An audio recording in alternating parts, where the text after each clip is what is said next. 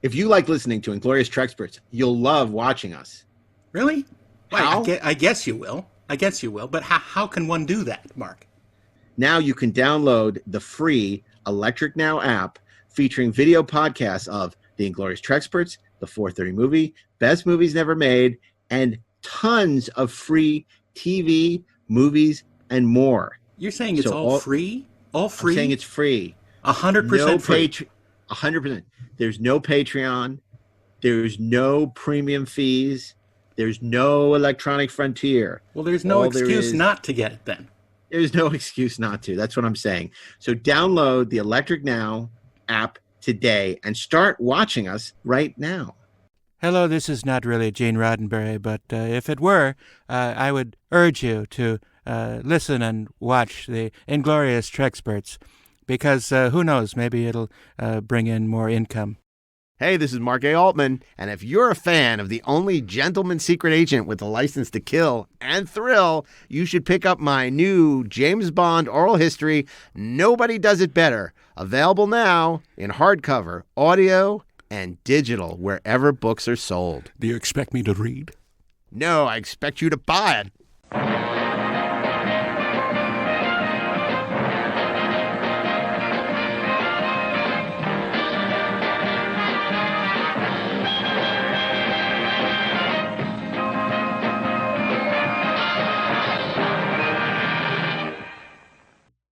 Hey, this is Mark A. Altman, and you're listening to a 430 movie special report. Attention, Mr. and Mrs. America and all the ships at sea. Flash. Special report, the death of movies. What? Oh. Stop. Movies are dying. Stop. Theaters are closing. Stop. Raging pandemic endangers the future of cinema. Stop. Oh, okay, I will stop. So anyway, I just want to welcome you back. We haven't done a special report since like our first month of recording the 430 movie like 2 years ago. And we thought this would be like a monthly thing where we do the special reports. So here we are like 2.5, 3 years later, bringing you finally the next special report. And boy, was it worth wait. And to bring you that special report, just shows how special these reports are. Right, they're super They're special. not a monthly thing. Right? It took a pandemic to bring on another special report. Yeah. They're not average reports. They're special reports. If they were average, we could do them every month. We'd find some dopey subject to cover. We only cover it when it's truly special. Do they run approximately 2 hours? We ask the experts. Yes, sometimes. Well, ladies and gentlemen of the jury, I'm here with Mr. Monday, Steve Melching. Hi there. Terrific Tuesday, Darren Doctorman. Hello. Abhorrent Wacky Wednesday, Ashley Edward Miller. Yo, I thought it was going to be like, what the Wednesday, but yeah, WTF Wednesday. WTF Wednesday. WTF Wednesday. There you go. So anyway, it's good to have you. Normally we curate a fantasy theme week of motion pictures, but we felt it was important to talk about a subject near and dear to our heart, which is the death of movies, because of course the show is all about our love for movies, and in order to talk about that, we need to talk about why we love movies so much, why going to the movie theater has been such an important part of all our lives. But what galvanizes for us has been a lot of talk, obviously during this pandemic, that a lot of the movie chains are shutting down, going bankrupt, could potentially not come back. And today, huge announcement that Warner Brothers will be releasing Wonder Woman direct to their new streaming platform, HBO Max. So they will be doing a run in theater and releasing it internationally. But the news flash is basically they're releasing it directly to their streaming platform. That is the way the majority of people will see that movie when it's released on Christmas Day. Not unlike what happened a few months ago with Disney Plus, where they did a PVOD model, which was you had to pay a premium fee, even if you were a Disney subscriber, to watch the live action Mulan on Disney Plus. And it only recently. It's all right, only with less concentration camps. I wound up not paying that fee, and I didn't watch it. So. But this is a huge paradigm shift, not since the beginning of television endangering the future of movies has there's been such an existential threat to cinema going into the theater, and it doesn't appear as though it's likely anytime soon that we'll be going back to movie theaters. And in fact, movie theaters are becoming more and more like the home experience. The one thing that's keeping some theaters afloat is they're charging people $99 or so to go and rent the theater for 10 or 20 people to watch a movie privately at their theater, just basically to pay their overhead. So that's basically like watching a movie at home on a much bigger screen. So because you're inviting a couple of friends over, and in most cases you can't even go to the concession bar because because of health considerations. So it's a very interesting time, and already there's been a lot of talk about how the bottom has fallen out of the independent movie scene. We all grew up in the 90s. We were children of Sex, Lies, and Videotape and Reservoir Dogs and El Mariachi, all those movies that we would go to see religiously on the weekends and sometimes during the weekdays. And those movies aren't getting made anymore. It's become, the age of the blockbuster. I mean, look at David Fincher's Mank, which is now coming out directly on Netflix, which is a film that would have been, normally released in the past in November as an Academy Award bait, and we'd all be running to see it in a theater. Those days are over. So let's talk about this idea of movies. Before you go on with that, I think that your statement of those movies aren't being made anymore is not entirely true, because they are being made and they're being released on Netflix and Amazon. Yep. Yes, absolutely. And actually, more of them are getting made now than were, even 2 or 3 years ago.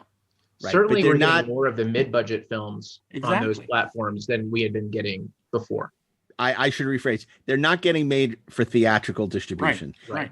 Or they are hoping to get theatrical distribution, but end up getting sold. Right. Recent example was Palm Springs, which did very well at Sundance, and it got picked up by Hulu. Never saw it there, never saw the light of a projector bulb.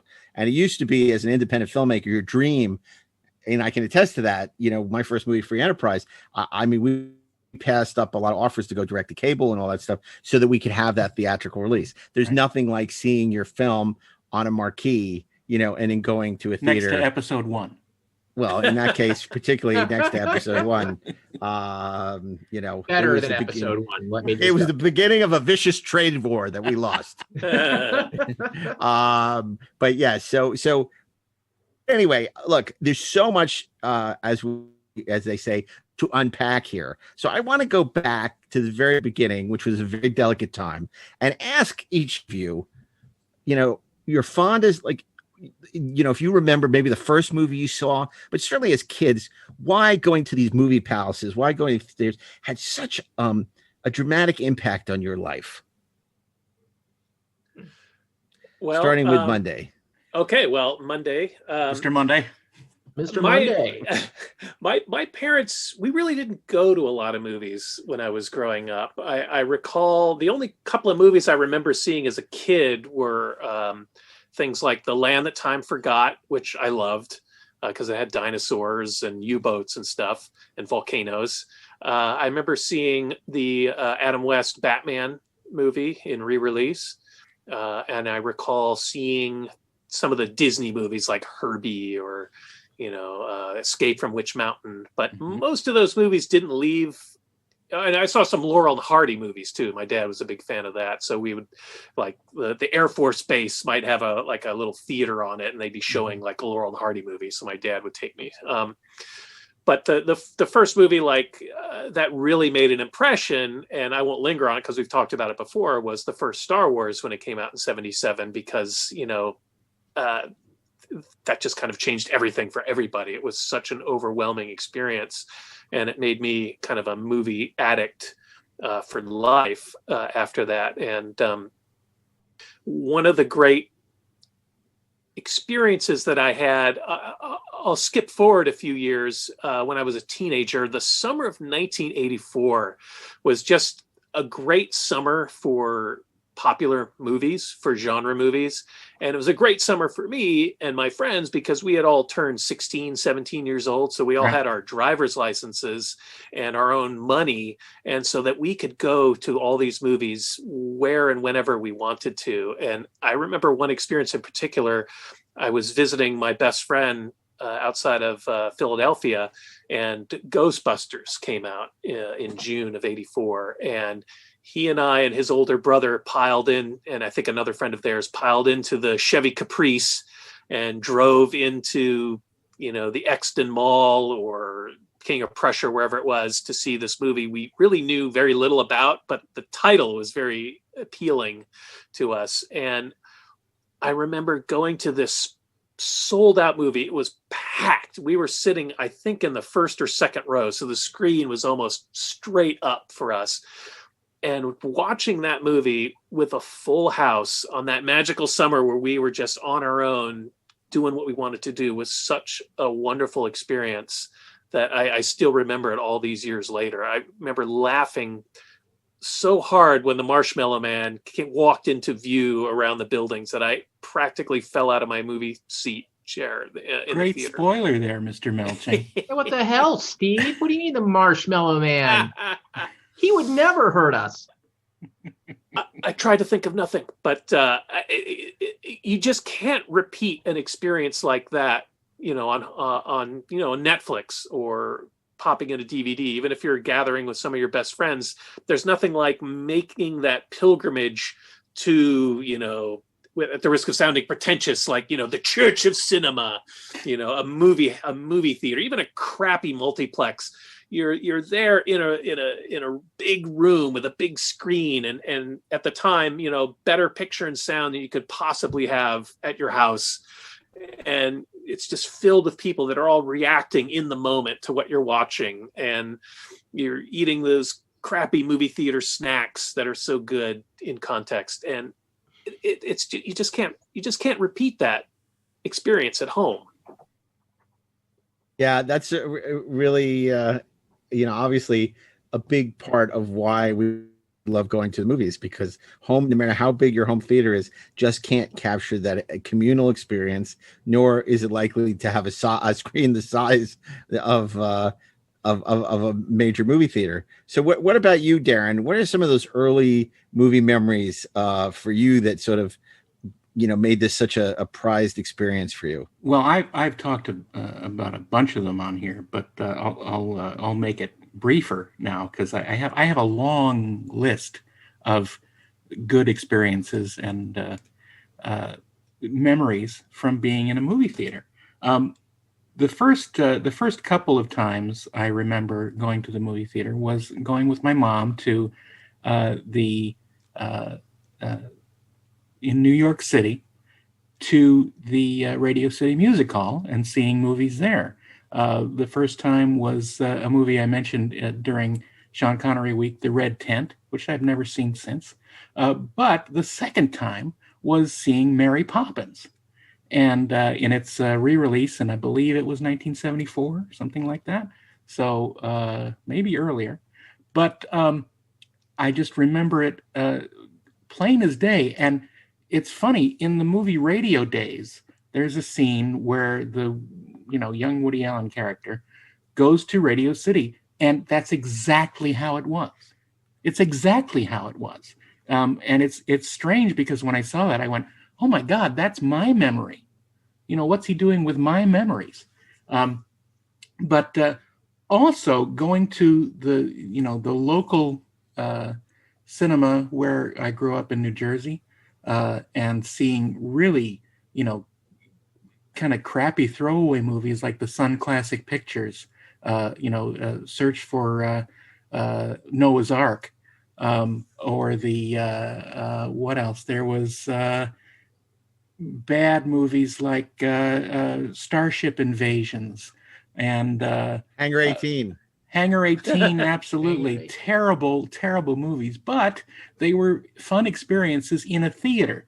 And one thing that I remember clearly was, I think this was in 73 or 74, maybe 75, there was an event at the local theater in Elizabeth, New Jersey, that was the Go Ape Festival, where they showed all of the Planet of the Apes movies, and they had sort of a live stage show with apes. And it was the most amazing thing I'd ever seen. And it was just, in the theater, like around the corner from where I live. And of course, that I saw Star Wars in that same theater several times. It was like, I think the admission was $1.50, because it was, third run theater. So, and Star Wars stayed in that for 9 months. It just kept going. And of course, later in the 80s, I just remember going where my grandmother lived in Pennsylvania. The local, mall theater was running Empire Strikes Back and Raiders of the Lost Ark. And I paid for one admission, and I stayed all day going back and forth in between the two theaters, watching Raiders first, then Empire, then Raiders again, then Empire, and then Raiders for a third time. So I stayed all day. And I believe you me, I got my $4.50s worth that day, I can tell you. It just so many wonderful, I had the same experience watching Star Wars for the first time at that theater. And just remember being totally blown away. And, of course, as I grew up and moved out to Los Angeles, every weekend was going to a different wonderful experience at the movie theater. In all the wonderful movie theaters that we'd heard about growing up that are in Hollywood, the Chinese Theater, the Egyptian, the Cinerama Dome, all of these famous theaters. Avco. We would just be there experiencing it. And, it's just a big part of my life has been spent enjoying movies in theaters. So. And what about you, Ashley? What are some of your seminal experiences, going experiences? Like that. I mean, yeah. Obviously, Herbie Goes to Monte Carlo. Absolutely. It's funny because Steve mentioned Herbie the Love Bug movies, and I went, "Oh my god, I remember seeing that in the theater. That's crazy!" Like when he's counting sheep, and it's like, is it just like Herbie's or jumping? But look, obviously, Star Wars was just a touchstone for all of us, right? Touchstone didn't release Star Wars. For me, though, it's I really preferred The Other Side of Midnight. Yeah, me too. But no, I mean, look. For me, Star Wars happened at kind of exactly the right time and in some ways the wrong time. I'm just a touch younger than you guys are. So Star Wars came out when I was 6 years old, right? So I was just sapient enough to get that it was amazing. Not quite sapient enough to understand that it was a watershed. And my little brain hadn't quite developed to the point where that movie could, kick me in any place other than wow, look at that. Look how huge and expansive this universe is, and these big ideas and these cool characters and these amazing images. I have to tell you that the movie experience that sticks with me, right? Like I can still see the lobby cards. Right, like I can still see there's the little booklets that were left out with all of the cast. I can still smell the popcorn, right? And I remember what the seat felt like. I remember standing in line. I remember finding my seat and just waiting. And I remember the overture playing. And it just all boils down to, for me, to 7 very simple words. You will believe a man can fly. I was so excited to see Superman. I can't even tell you. I mean, look, I read comics when I was that age, but it was hard for me to get them. Like my mom both got it, and she also didn't get it. I wasn't the crazy comic book collector I would eventually turn into. I was just fascinated by Superman. I wanted to see that movie. And the first hour of that film, I mean, I love the whole movie, but the first hour of that film was just not in any way what I expected. And I think I had just sort of reached the point where I could have a truly emotional experience with it. Mm-hmm. Right.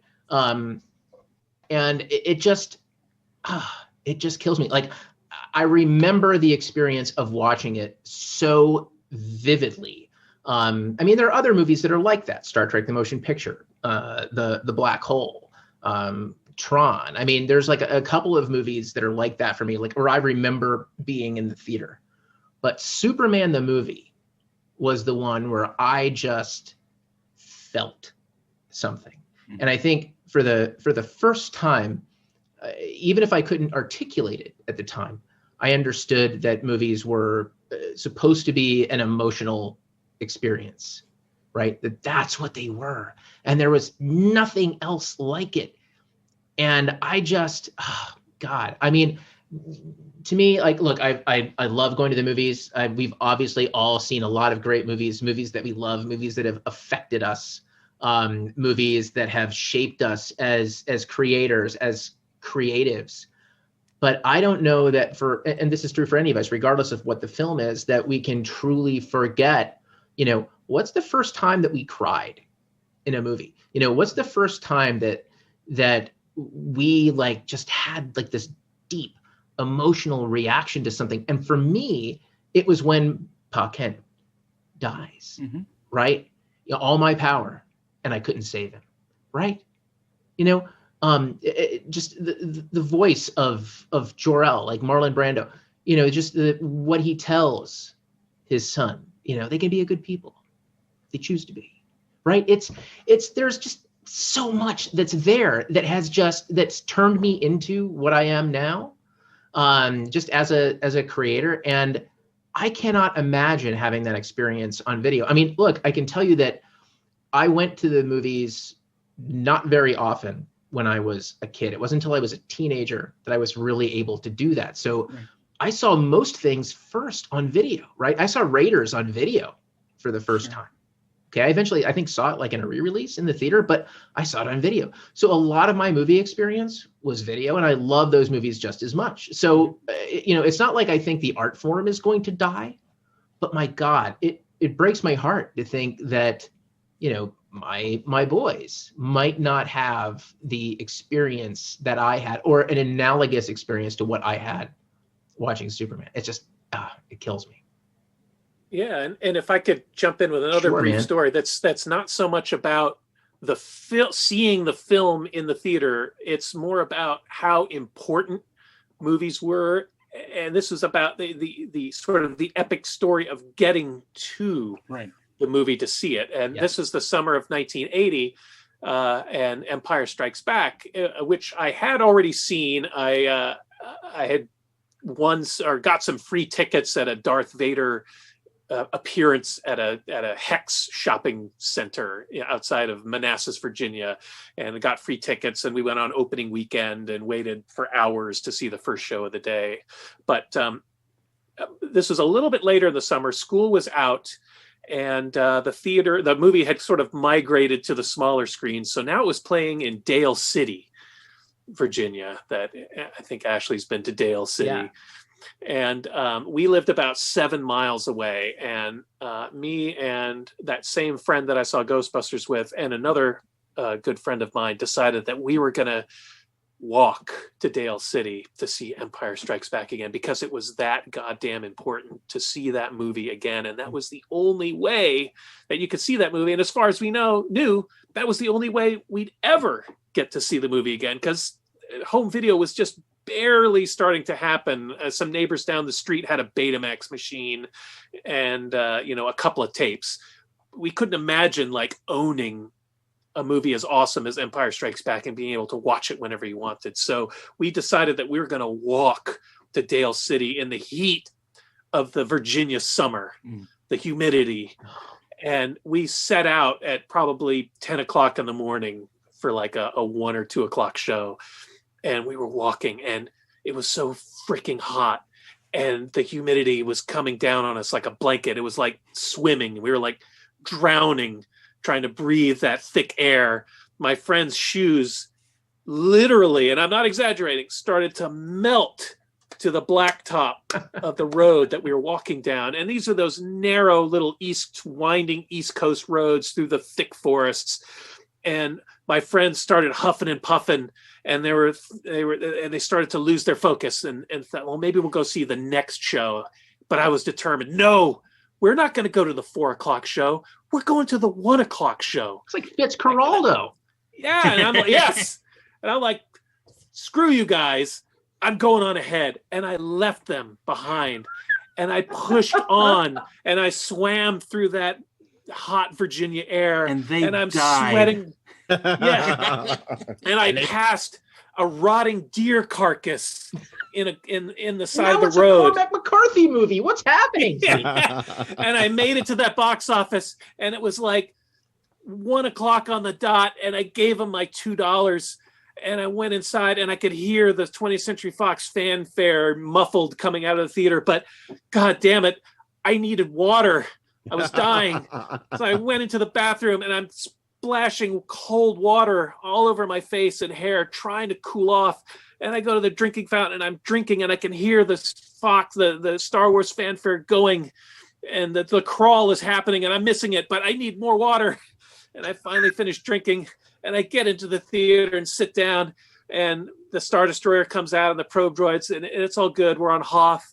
And I think I spent the next half an hour with heat just radiating off my body and sweat. And it probably took a good half hour, 45 minutes to stop sweating. But God damn it, I was there. I was in that movie theater. And that was the most important thing in my life. And seeing that movie for probably the 4th or 5th time was so great. And I walked out after the movie was over. My friends were waiting outside with big gulps that they had bought at the 7-Eleven. And they were joking about how that deer carcass was actually my carcass, lying in the culvert. And they said, okay, well, we're going to go see the 4 o'clock movie. I was like, great, I'll see it again. And I got out my money, and I was a few cents short. Oh, no. And of course, they're giving me crap about loaning me like the 8 cents I needed. Like, sorry, you ditched us. You're going to have to wait for us now. But I begged them, and they gave me the money. So I saw it a second time, and it was wonderful. These don't that's how goddamn important these movies are. These don't sound like people that you should go see movies with. I'm just going to put that out there. I think that, so much of our experience seeing movies, it's nostalgia, but it's also something more than that goes beyond what's being projected on the screen. I mean, for me, I have so many great memories. I've talked about, seeing North by Northwest at a revival house with my mother, at the Thalia in New York, and just realizing that I wanted to be involved in entertainment, film and TV, seeing North by Northwest and how it changed, changed my life. And then, going to all these, movies. I mean, I remember, one summer I was at Brown and there was a curfew, but they were at a revival house. They were showing The Hunger and Nosferatu, the Werner Herzog Nosferatu is a double feature. But we would not be able to stay for the whole feature because of the curfew. And I'm like, fuck the curfew. And first of all, I wanted to see The Hunger with my mother with without me. your mom. Yeah. and I'd never seen Nosferatu, the remake. So, I went and I came back, and like the fences around Brown, like where they were closed, and it was like, it's like, I don't care. And I like jumped the fence. And for me, I'm like not particularly athletic, but man, I went over that fence so quick, and it was just like, yeah, to hell with them. They're not going to pull the, keep me from, doing this. And I mean, I remember just so many memories, like going to see The Boys from Brazil with my dad in this theater where the heat was broken in the middle of the winter in New York. And we just sat freezing and shivering, but we didn't want to leave because, it was, you don't walk out on a movie. You don't walk out on Laurence Olivier. And, we just, and then at the time we saw like The Flamingo Kid, it was the same thing. The heat was broken, and we were just seeing a movie about the beach in the summer and freezing. And it just, And yeah, I remember during the Boys from Brazil, the ceiling was leaking. They were like literally, rain and snow coming in from the ceiling. And when I went to see the Terminator in Boston in college, rats scurrying along the floor, but I was like digging the movie so much that I just ignored it the whole time and put my feet up on the chair in front of me so I could see what happened. I mean, I just have so many. I mean, look, I don't remember what I had for breakfast, but I could pretty much tell you any theater that I saw a movie. You tell me the movie, and I can tell you where I saw it. And it's a gift. And but the point that I was going to make is, as great as all those experiences have been, or most of them, what was even better is seeing these movies and going out with a group of friends who love movies as much as you do, and the hours we would spend at Jerry's Deli or at Lola's or at a myriad of places back in college, or even in high school, talking about these movies afterwards. Yeah. It's the shared communal experience that, no watch party on streaming is ever going to capture. It's sitting there and ordering, your appetizers and ordering your drinks and just talking, and everyone having a different opinion. It was great, it was awful, it was this, it was that, and those are some of like the greatest times ever, and for hours this would go on. I mean, you, Steve, Darren, I mean, Ashley, we'd have these incredible long conversations, and just bring another plate of cookies, bring another bring more french fries. There's a reason we do these podcasts. And that's it. Yeah, because we don't get to do that anymore. It's not just the dissection of the movie afterwards, which is great. No, it's the sharing. Yes. Well, and not. There's also the anticipation before the movie. If it's a big movie, if you're waiting in line with your friends and you're not quite sure what you're going to see, and you go in and you get your seats and you get your snacks, and that anticipation, that moment when the lights go down and that excitement, and then trailers come on, and like, oh, what's this trailer? And that could be exciting too. You see trailers for other movies that you may know nothing about. And you make some poor schlub in your group hold the seats for you. Right. Exactly. I was always that a-hole, because I was the guy who was planning like these assaults on the movie theater like they were the invasion of Poland. Like I was that guy. I can mark so many events in my life, like just based on what was happening in the movies. Like I've told the story of the first date with my wife where we went to see Dracula. It's not the same date. Like, I don't know, like, without Francis Ford Coppola, I don't know that like my life turns out the same way that it did. It's like, it's just so many little things. When I got married, God help me. And, Mark, you can tell Dean this. We went, when we were on our honeymoon, I insisted, like the first movie that we saw, I insisted, like the morning that it came out, the very first show, we went to see Independence Day. I had to see it. I remember that for my honeymoon almost more than I remember anything else. Okay, now if my wife said that, it was a little bit different, but come on. I mean, but we remember these things. And that's why I don't like to be negative about movies, because there's always something wonderful. There's always something wonderful. Well, and yeah, you mentioned like the planning this like a military operation. That reminded me of the evening when we went to see the Phantom Menace. Circling back to Phantom Menace, opening night at midnight at the which was it, the Bruin in Westwood. The National. We got there. I thought it was the National. That's where the press screening was. Okay, no, it was either the Bruin or what's the one across the street from the Bruin? Fox. The Fox. It was the Bruin. Yeah. And I guess you guys weren't at that screening, but there was a group of about 15 of us, and we got there online about 12 hours. We got there at noon for the midnight show, and of course those lining up people that had been camping out had been there for weeks in front of us, and more people kept joining the line in front of us than behind us, because they were saving seats for everybody, and they had this whole bullshit hierarchy, and we were so pissed. But we had an inside man. So one of the guys in our group had a cousin that worked in the movie theater, so he was able to smuggle two of our party into the movie theater to hide in the men's room. while they cleared the house. And then right when they opened the doors, they were able to sneak out of the men's room and file in and block off our row of seats, because those idiots, those jerks in the counting down line had kept gloating about how they were gonna block out the whole center section because they deserved it and they put in the time and whatever. Like, hey, we're here 12 hours early. We want a good seat too.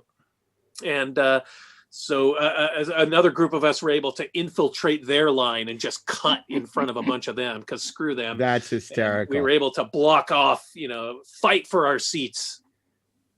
Yeah, I had already seen it because I went to the press screening, because I remember going to see Phantom Menace at the National, and that was right when I was getting on a plane to go to Cannes with Free Enterprise. So I saw the movie, and then I had to go right to the airport, and I couldn't discuss it with anyone, and no one had seen it. So like I'm on the plane, and as you know, I'm not a fan of that movie. Stewing and just wanting to talk about it. There was no one I could talk to about it for days until it opened. It was very frustrating. But I want to say this: what you guys just talked about is very important. Look, I'm somebody who's grown to like the finer things and like to be comfortable and like to luxury. So on one hand, I adore the fact that now you can book your seats in a theater and just show up 2 minutes beforehand and have your seats waiting for you and know where you're going to be sitting and not have to do all the legwork. However, I wouldn't trade the experience that we had for decades, waiting online for these important seminal movies, whether it be Star Trek II or whether it be Star Trek VI, or whether it be so many. Why did I keep saying Star Trek? But so many of these movies where we would get there hours and hours and just wait online. Well, good God, back to Westwood. Batman, when the Tim Burton Batman came out, Westwood was like a, to quote Prince, a party zone. I mean, it was a madhouse, and we saw that. Madhouse. I saw it with a group at the Chinese theater, and it was a festival atmosphere. Everyone was so excited to be there. It was absolutely packed opening night, and I still remember that moment when the lights went down. And they had a pin spot shining on the curtains. And as the curtains parted, it was revealed to be the bat signal. Genius. And the audience lost their fucking minds. The roar of that crowd was unlike almost anything I'd ever seen. And it was just the title sequence of that film with the Danny Elfman music churning and those shots going through that landscape. You're not quite sure what it is until it kind of turns and resolves into the bat signal with that music sting. They lost their minds again. Which is arguably the best part of the movie. Oh, stop it. Go hang out with Adam West. That movie, I don't know if I talked about this in the 1989 thing, but when I went to see that thing, I was working in a bookstore in Manassas Mall, Steve, where you and I saw so many movies together, but didn't even realize it. And I had tickets. I was going to go with a dude I was working with at the bookstore. We were going to go to like a 9:30 or something. It was opening night. We closed the store. And look, we were the badasses of the cash register, right? Our drawers always balanced. And somehow we were short $100. And we were trying to figure out where the hell it was. And finally we said, you know what? Fuck this. So we closed up the store $100 short and went and got in line and waited, because what was more important than anything was seeing Batman. And we thought we were fucked because the line to just get a seat was wrapped around the mall. We thought, oh God, we're going to end up in the worst possible seats. Yet somehow fortune smiles and they added a screen. And weirdly enough, the break point were the two idiots in front of us. So we were the first people let into the new screen. We got our choice of where to sit. It was the best thing ever. It's so great. Will stay with me forever. Because you know what's so great about, I think, what we're all talking about, to quote John Houseman, you had to earn it, right? Yes. It's like the amount of work that you had to put into seeing a movie. It gave it currency. It gave it import.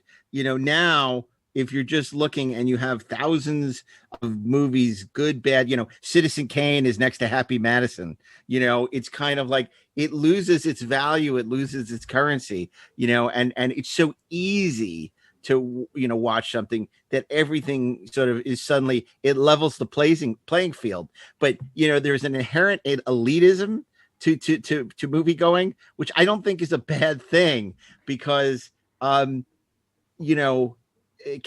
2 doesn't deserve the passion of Breathless. I mean, it just there is a reason that certain movies are revered and certain movies aren't. And I just think of all the films we discovered, and it's not just first run, it's so many of the great revival houses that we patronized, whether it be the Cinematheque, whether it be the New Beverly, a lot of, there was for a while a lot of mainstream theaters were showing stuff on the weekends. Of course, our famous New Art.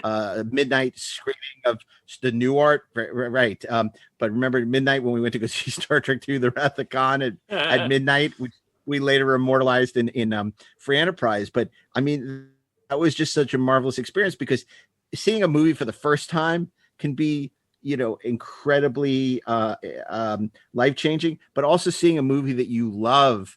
I mean, Steve, you remember how amazing that Apocalypse Now screening with John Milius was at the Cinematheque, or seeing something as frivolous and ridiculous as The Oscar with Harlan Ellison, or Noir week. We saw some of the most amazing film noirs during the Noir Fest at the Cinematheque. So it's incredible. And plus, particularly with the Egyptian, what I love is it harkens back to something Ashley was probably too young to, but we were at the very tail end of the great movie palaces. Like, most of them are now like revivalist churches. But I remember as a very young kid, like going to see Willy Wonka in this very ornate, giant columns, oneplex. They were all one plexes back then, with a balcony, and until like the very end of the it was like the beginning of the century, the Ziegfeld in New York. You couldn't beat that. You felt whatever you were seeing was special. And of course, I did see very special movies there. I mean, I remember seeing the revival of Lawrence of Arabia when it was re-released there. Last Temptation of Christ, which was, I remember that was waiting online to see that and watching the protesters all yelling and screaming about. I mean, it's just so many amazing, films, and New York had that in abundance. And of course, now they're all gone. Yeah, I think the closest we came to that in LA in modern years was the I'm blanking on the name of it, the Disney Theater in Hollywood. The El Capitan. I remember when they restored that, and that was a big deal. And as I recall, the Rocketeer was the first one. Yep. And I remember going that opening weekend, and they had literally built a carnival out in front of it with like a Ferris wheel and stuff. And it was a huge deal. And that was an old school movie palace that they had fully restored. Yeah. And they had the pipe organ that came up out of the floor, and they had an organist playing, and they had a stage show with dancers and people in costumes. So they were trying to recreate to some extent that movie palace era of yore, which, it's interesting. You mentioned movie palaces. The movie going experience back in the 30s, so like the sort of the golden age of movie going. These movie palaces were an escape for people during the height of the Great Depression. It was inexpensive entertainment to go out and be transported away with, a newsreel and a cartoon and a short, or a B picture, A picture, and air conditioning. Yeah. So it was this huge event that you talked about a little bit, Darren, going to these big palaces and now in the age of coronavirus, it's so sad that we can't, that kind of escape that I think so many of us yearn for. We can't have that experience. It's just not the same popping in a Blu-ray or a 4K or a Netflix stream, even with the best home theater. I mean, we all have good home theater setups, but it's just not at all. Like, I in terms of the next generation of movie watchers, I was fortunate enough to be able to share like some of these great movies from our youths with my eldest boy in the theater. Like, I took him to the Egyptian to see E.T. I nearly stayed and watched The Thing with him and realized that would be terrible parenting. I took him to see Raiders of the Lost Ark as part of the AFI like program at the ArcLight. and he loved it. My God, the boy's reaction when Indy shoots the dude with the sword is just chef's kiss, to the point where I've got Temple of Doom sitting on, iTunes. I own it and I want to show it to him, but I haven't, because I keep holding out hope that we can go and we can watch that movie in a theater and see it on the big screen. Mm-hmm. Because really, like, the difference between a big screen and even, my home theater system for the anything goes number at the top of that film. I mean, we all know like what the difference in that would be. I don't want him to see. Nice try, Lao Shay. Yeah, exactly. Well, and it's not just the big picture and the big sound, which of course is a great draw. For me, one of the big differences is when you're going to a movie theater, you're seeing the movie on its terms, yes, not your terms. You're not pausing the movie. You can't, your wife isn't saying like, "Oh, can you pause it for a minute? I want to go to the bathroom," or "I got to get up and make some more popcorn." Like, you're in your seat and the movie starts, and it doesn't stop for anybody. And you're there, and you are held captive. You're entranced by that movie for its running time, hopefully. Yes.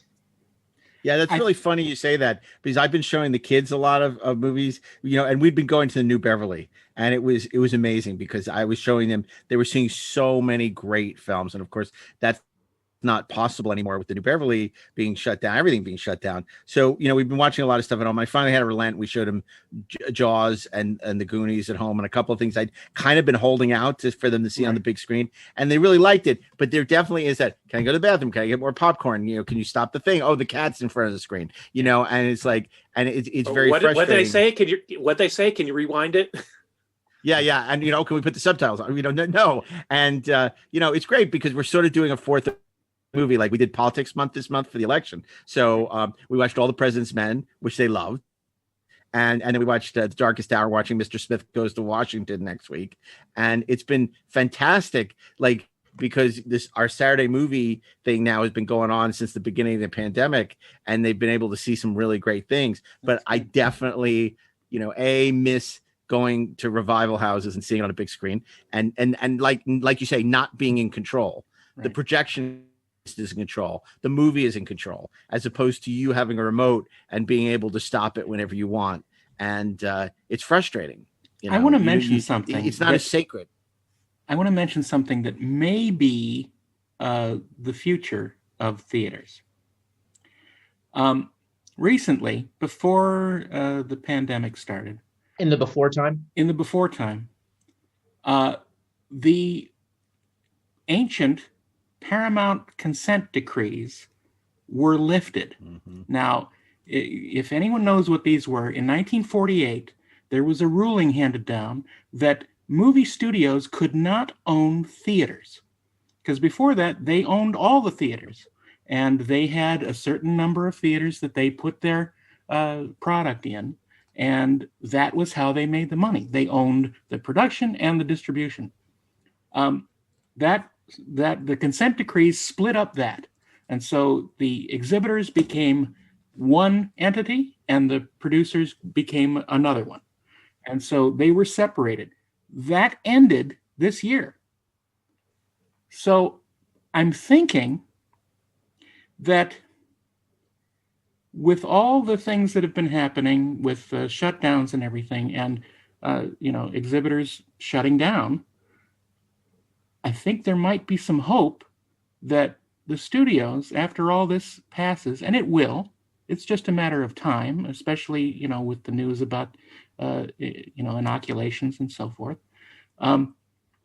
that the studios might actually, make themselves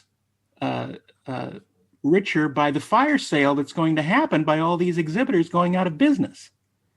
And I agree. It might be a new dawning for a different kind of theater experience. That's such a great point. The superhero is going to be Marvel. Honestly, I think the movies that people have sort of maligned is like, well, they've kind of sucked all the oxygen out of the room because they're so big and everybody wants to fucking see them. Like, hey, maybe like being really big and everybody wants to see them will turn out to be a good thing. Maybe, yeah. right? Like, because those movies are still sitting, they're still waiting. And I think when the time is right and people rediscover their love affair with the movie theaters, because right now movies come out and we don't know it. Right. It's like, yeah, they're available, they're on streaming, and they're good, man. Like, there are good movies that are coming out, but nothing quite captures the imagination like what's coming out this weekend, right? Did everybody go to see it? What are the box office numbers? Is it number one? I mean, that's a silly thing to talk about, but at the same time, it's like, we love the goddamn horse race. Right. And like, is there going to be anything better than like, I mean, even if Black Widow sucks, like, is there going to be anything better than like Black Widow coming out finally? And people being excited to go see a movie? I'm also thinking that perhaps if this changes over and the studios become the exhibitors, that they will take steps to increase the enjoyability of the movie-going experience. Because let's face it, over the past few years, the movie-going experience has turned into a bit of a shit fest because of the standards in theaters going down and noisy, annoying people sitting behind you, having crinkly bags of candy, and there have been a lot of sort of negative experiences at the movies too in the past few years that I think can be changed. See, I want to agree and disagree with you. My agreement is this.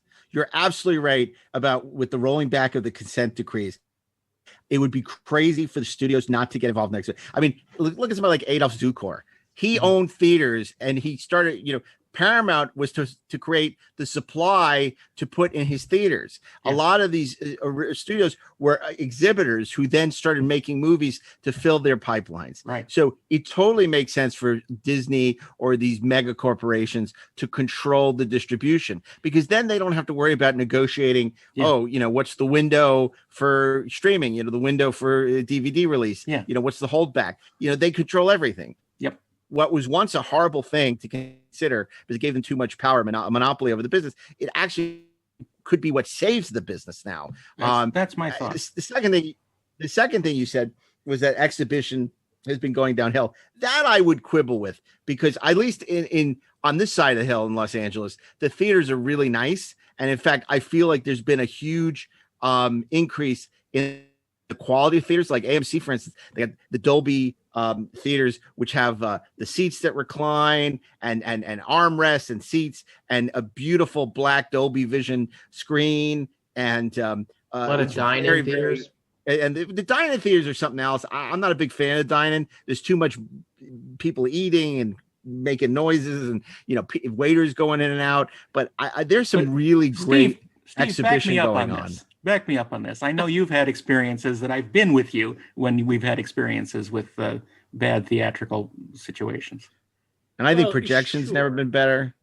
Yeah, technically, thanks to George Lucas in part with the THX program back in the 80s, increasing the quality, the soundproofing in theaters and the quality of the projection and the quality of the sound for sure.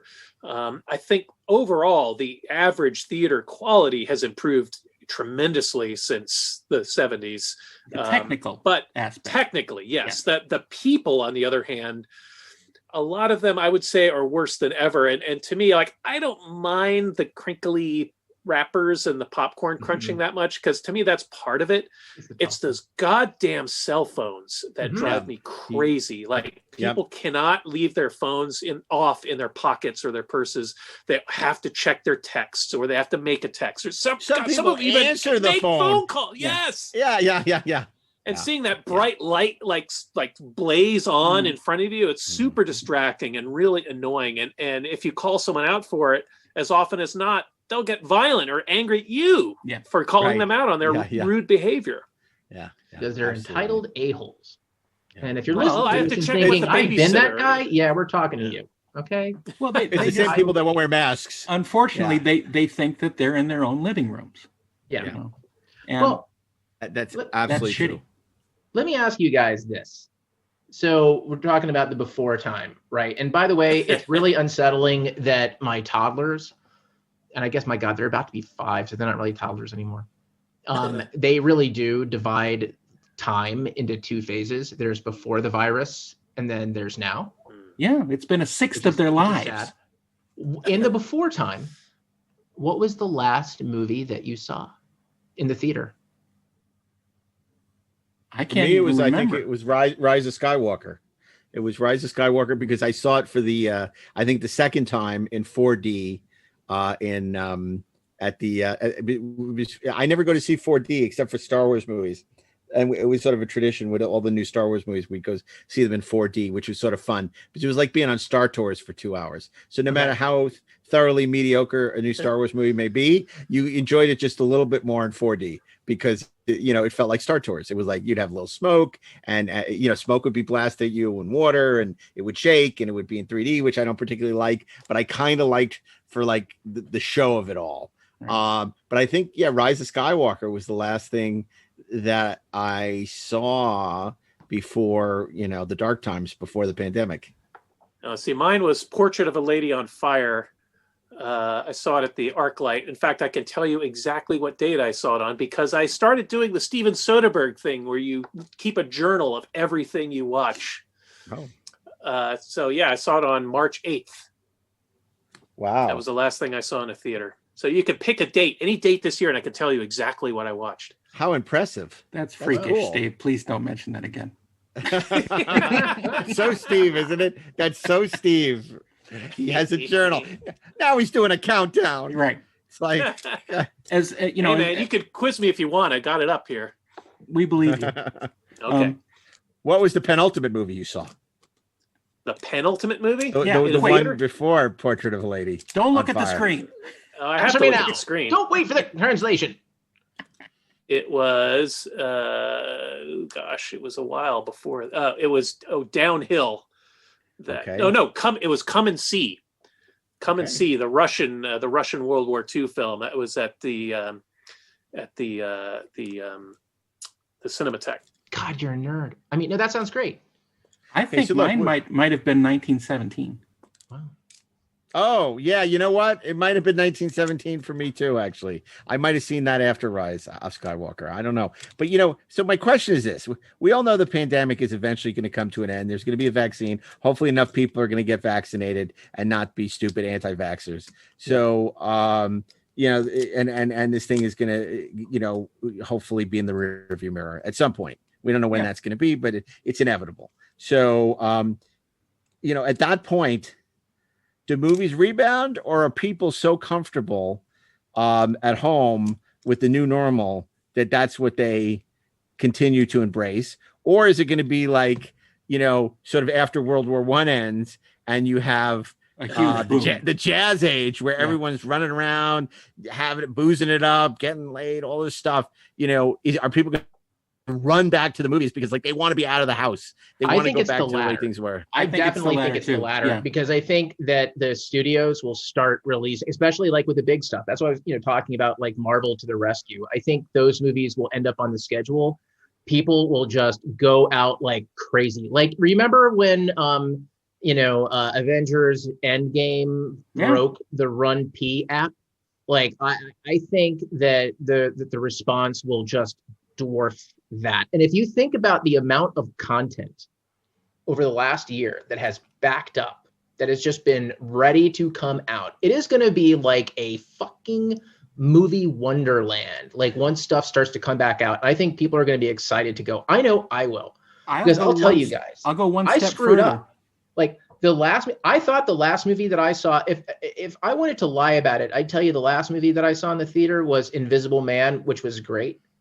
But no, I was desperate to see one more movie before the lockdown. So on my birthday, March 16th, 2020, I went to see Bloodshot. And why? Why did I do that? Why did that happen? What was I thinking? What was wrong with me? No, stop it. I've got to have something else come out for me to rush out to see, just so that I can bleach my goddamn eyes. And I'm sorry, I agree with you about the dam is going to burst. Yeah. I think that it's going to be an explosion of interest in people doing anything that is, quote, normal again.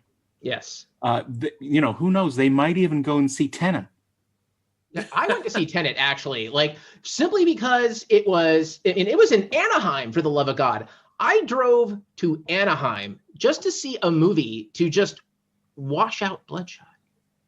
I'll tell you the one good thing that's come out of the pandemic is the resurrection of drive-in theaters. Yes. Yeah, I was going to ask you about that.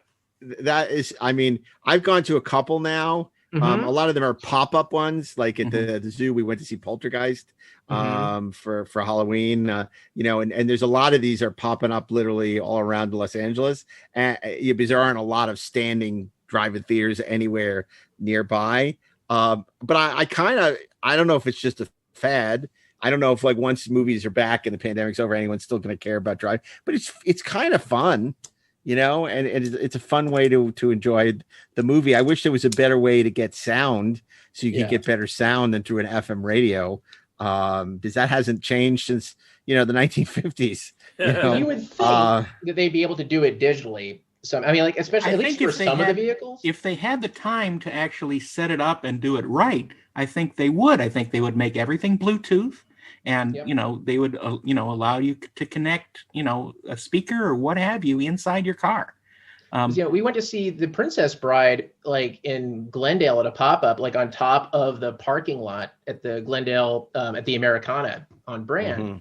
And it was awesome. Like Caden went to see it with us and loved it. But it's just, you're right. I mean, it's not quite the same. It was wonderful to go see it. What's going to happen, amazing and I would like to patent this idea right now, Yeah. is what's going to happen is you're going to go to these places and you're going to sign in on an app on your phone, and they're going to broadcast the sound on the app, and you're going to be able to play it through your car stereo.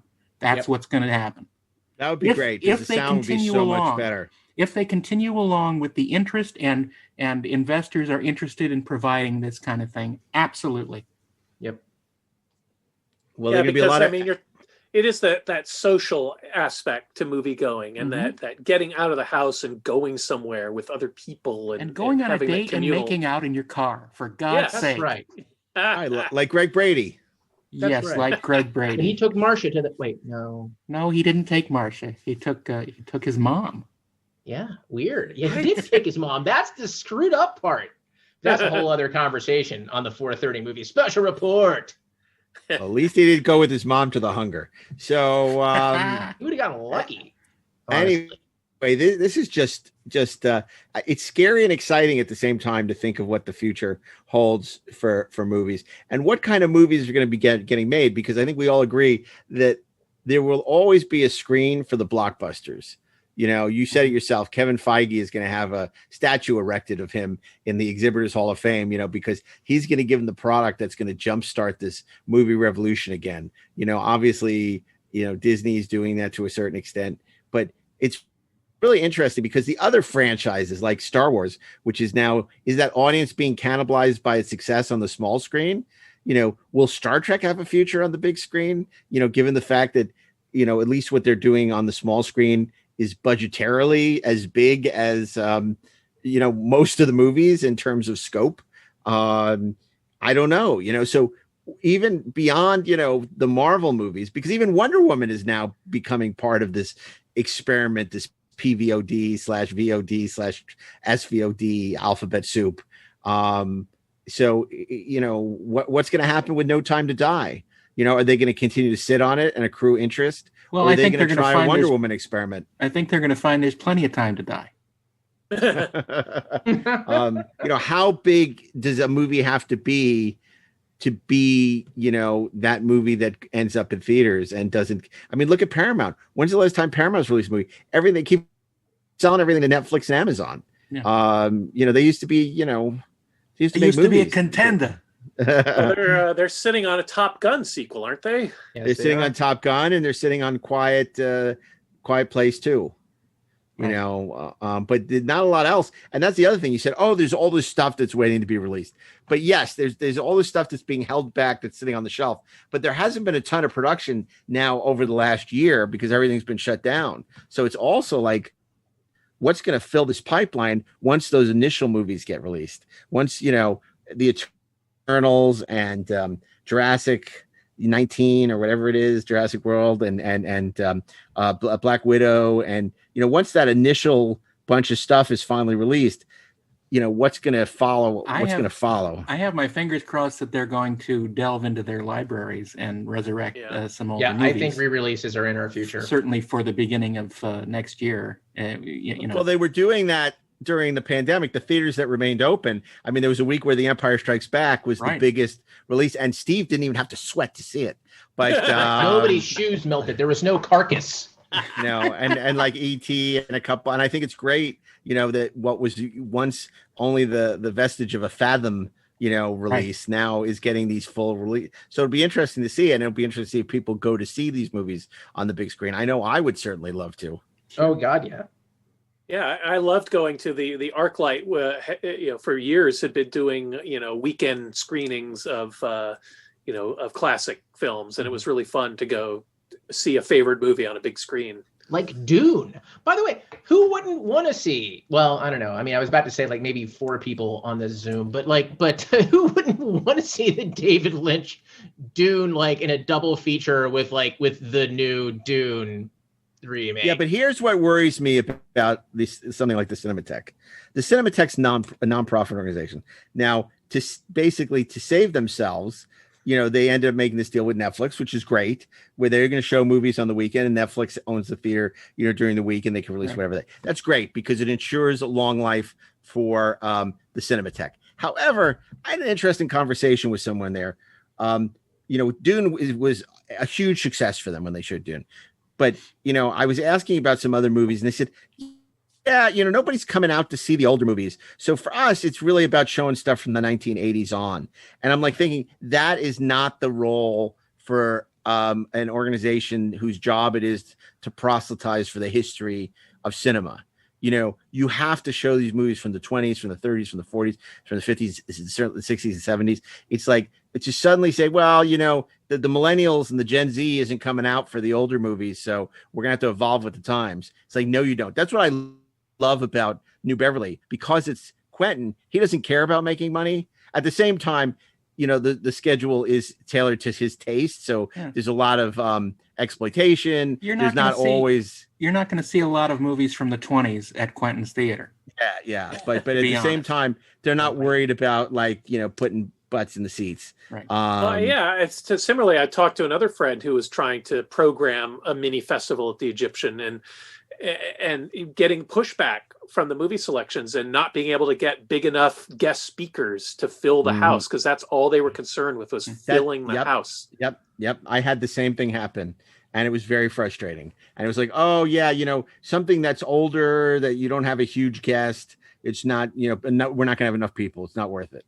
Yeah, it wasn't big enough to get the writer and director to come and speak about the film. They wanted the movie star there to fill the house. Really, guys? I thought your mission was to present the great films from cinema history. No, their mission is to fill the house. Yeah. And especially when you now think that of they're the owned by movies, Netflix and they don't need necessarily to fill the house, even more so they should carve out time for these other classic films. Well, and especially when you think of the kinds of movies that we used to go to see there.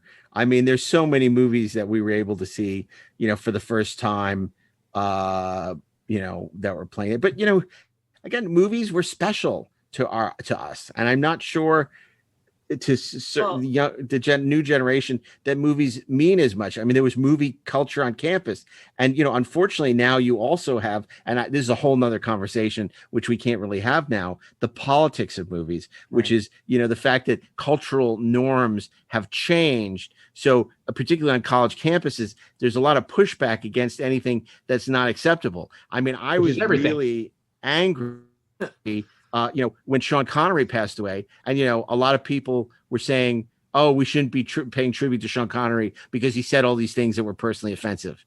And it's like, okay, does that take away from him? Look, John Wayne was a freaking asshole, and what he did to writers, in terms of HUAC and all is loathsome. But you know what? I still love watching his movies, and I'm not we need to cancel John Wayne, so I just also, I think younger audiences have a real tough time seeing there are lines in movies like where people literally walk out because it doesn't reflect their social views or I think though that those politics. are, I mean, look, that is a different conversation. I think that it's a very vocal minority that feels that way, and because they're so loud, because there's such an echo chamber, it seems larger than it is. But good Lord, if I didn't go see movies simply because I thought the people involved were assholes, I would never go see movies. Yeah. I wouldn't go Exactly. see half of my goddamn movies because I remember when Steve and I went to see Wonder Wheel,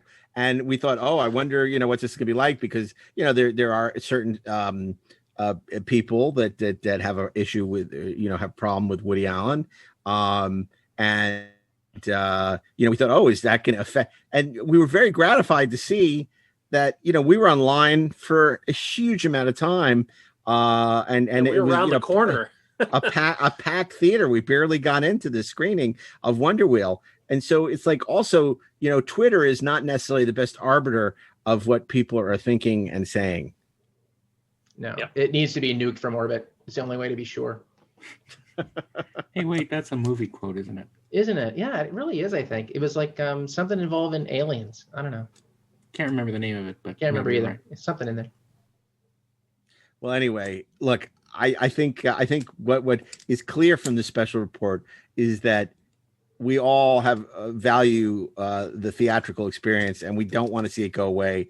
And it is our hope, our fervent hope, that when this pandemic is over, that movies will not, in fact, be dead, but it will also hopefully offer more than just the big blockbusters. Because I don't think you would have, Steven Soderbergh's career or Quentin Tarantino's career if those smaller films that that created that buzz, whether it be a Reservoir Dogs or whether it be a Sex, Lies, and Videotape, or Wayne Wang with Chan Is Missing, or Ang Lee, with a lot of these people would never have become who they became, if their movies hadn't come out in theaters and gotten the attention of critics and subsequently gotten the attention of audiences.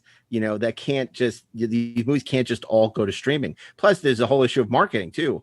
When they're dropping movies on streaming, you don't even know that they're there. It's right. Like, and it's hard, it's just, if the algorithm doesn't think this is something for you, you may never know it even exists. That's right. So there. Anyway, not to go out on a bummer, but what's the movie you guys? Let's just last question. What's the movie you're most looking forward to seeing be released after the pandemic? Starting with Steve. Well, I mean, it's probably the James Bond movie, because I was really looking forward to it, last March before they delayed the release. Even though I don't have great hopes for it, I was really looking forward to seeing it. Yeah, and what about you, Darren? I got nothing. Nothing. That's not good. I was, even before we had shut down, I wasn't looking forward to anything that was coming out this year. So maybe that's just me. I was really looking forward to Denis Villeneuve's Dune. Back to Dune again. I was really looking forward to that. I can't believe how it looked like Gus Van Sant's Psycho. It looked like a shot-for-shot remake of David Lynch's movie. And I thought the whole idea was without completely color. I thought the whole idea was to actually adapt the book and not, do what David Lynch did. No, let's do David Lynch's with worse costumes. Let's do that. It was so weird to me. Nancy. But look, I still hope it'll be great. Ashley, what about you? Until they made the announcement today, I probably would have said Wonder Woman 1984, because I think that she's amazing and effervescent and exactly. She's a wonder. Mm-hmm. Yeah, she is, and it's exactly what I think everybody would have wanted to see, exactly the right tone. So other than that, I'm actually legit excited for No Time to Die, because I'm always excited for James Bond. I'm always excited for Daniel Craig James Bond. So I'd have to say that that's the one. Or honestly, I'm very excited to see anything that Marvel releases next year, because I want to see the movie theaters go bananas. That's what I want to see. That's what I'm looking forward to. Well, I'll claim the trifecta. I too am looking forward to No Time to Die. Obviously a huge James Bond fan and author of the book you write a book, Mark? Do you write books? As a matter of fact, in case you're a James Bond fan with nothing to do, you may want to pick up a copy for the holidays of Nobody Does It Better: The Complete Oral History of the James Bond Films. But but I'm also I'm looking forward to Black Widow. I mean, there's a lot of stuff that I'm excited about. A lot of stuff I'm not excited about. I mean, does the world really need another Fantastic Beasts movie?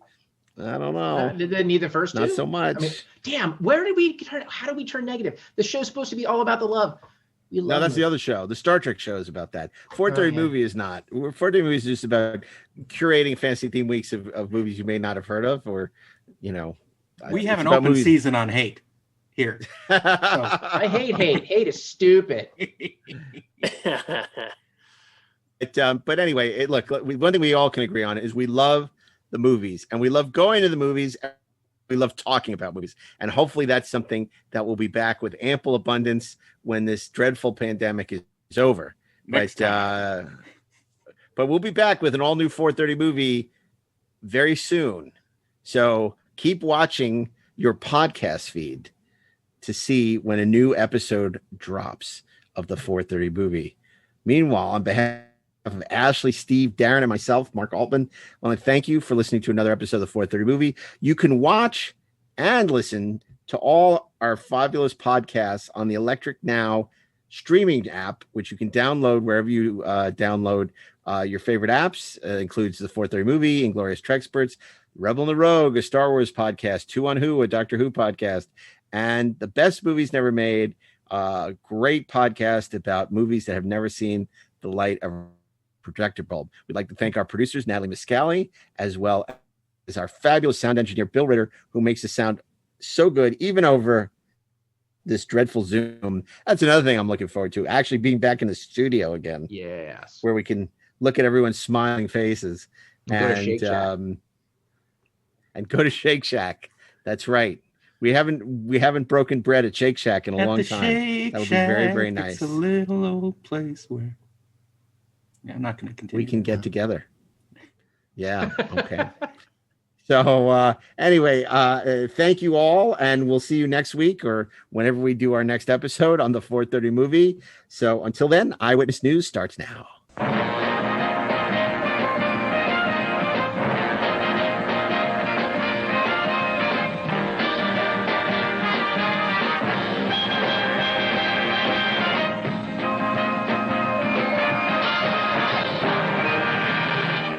This episode is brought to you by Central Services. We do the work, you do the pleasure.